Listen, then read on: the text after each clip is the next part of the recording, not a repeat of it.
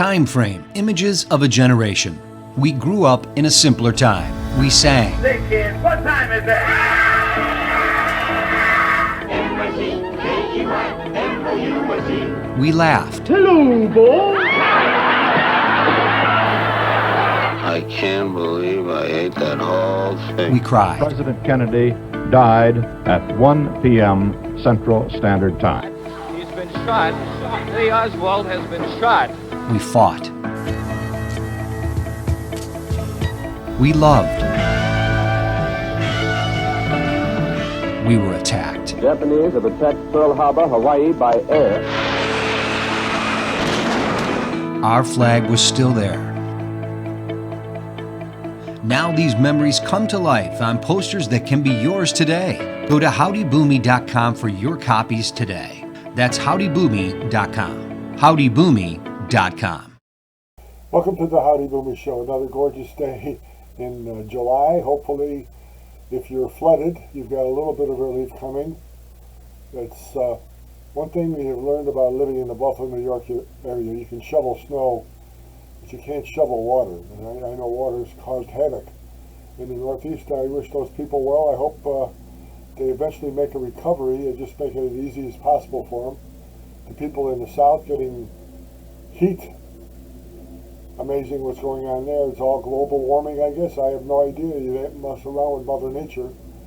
And I'm always still wondering what happened to the hole in the ozone layer, but that was supposed to be my fault for using too much Right Guard on the spray can. So we'll see what goes on there. Today's going to be a very interesting day where you have the head of the FBI testifying before Congress.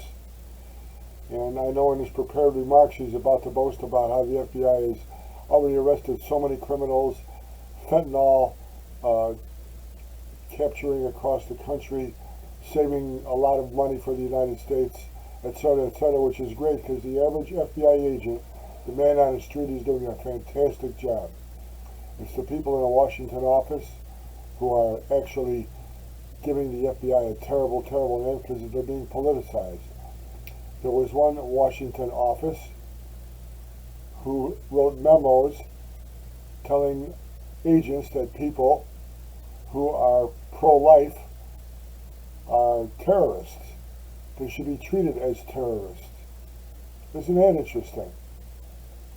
You have Hunter Biden, our poster boy for anything that could go wrong with a human being, his two-tier justice system. So it's going to be interesting to see when Mr. Ray says how he answers the questions that the Republicans are going to put to him about lying before Congress, about politicizing the FBI, about the double standard that they have.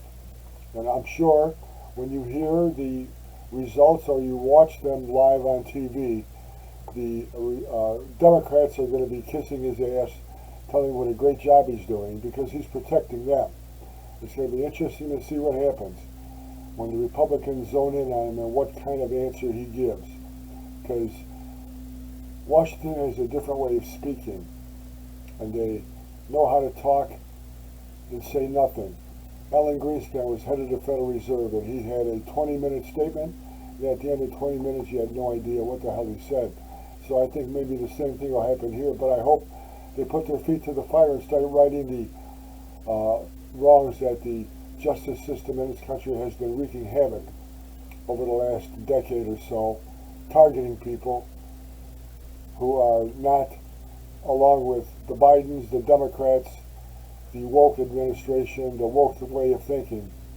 And maybe, just maybe, we'll get some answers today. I'd be surprised if we do, but it's going to give you more fodder for what's going on in this country with the politicization of the FBI, the Department of Justice.